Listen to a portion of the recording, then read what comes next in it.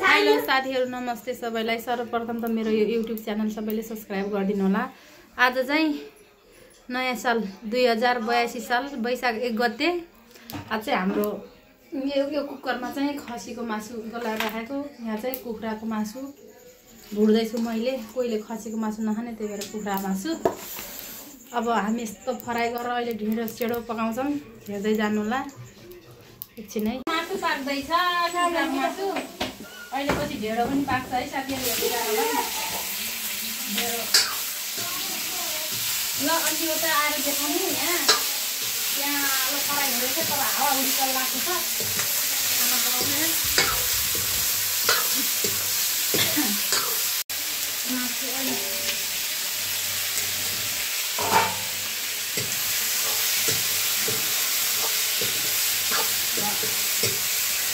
पनि आउनु लाग्यो भाइ साथीहरु। यहाँ भित्र खाना पकाउँदा पकाउँदै बाहिर हेर्न मसला पिसाइ छ कुखुराको मासु, बाख्राको खसीको मासुलाई। कस्तो महसुस भइरहेछ? रमाइलो मासु खान पाउँदा।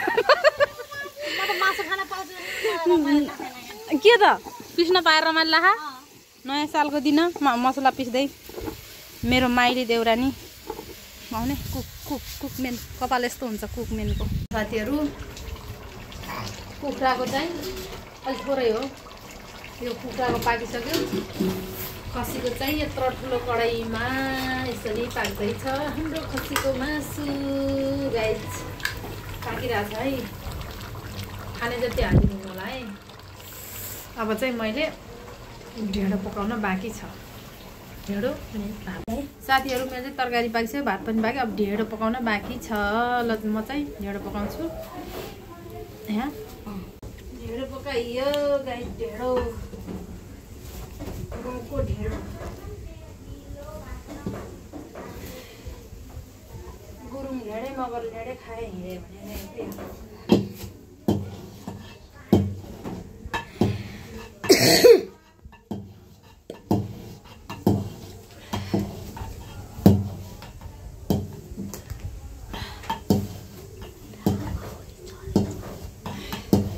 आज चाहिँ हाम्रो बाहिर चाहिँ यस्तो हावाहुरी चलेर कस्तो भन्छ कि के कुरा गर्ने, बर्दियामा घर उडाउला जस्तो भन्छ। चाहिँ यहाँ ढिँडो पकाउँदै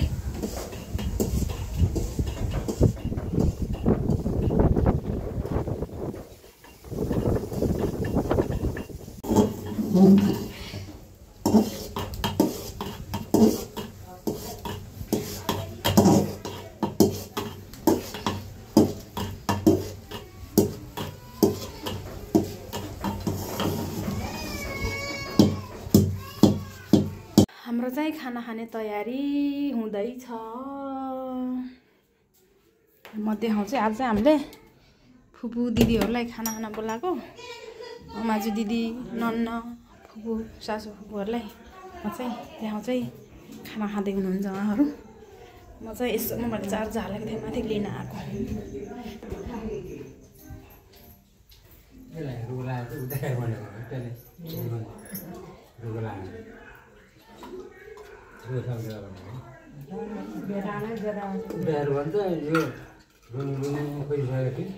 भात खानु,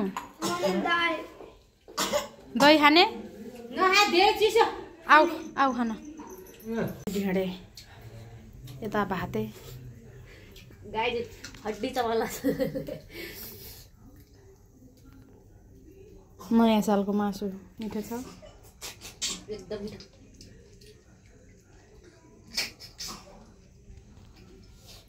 म चाहिँ ढेँडो, ल म ढेँडो खान्छु गाइस। ढेँडो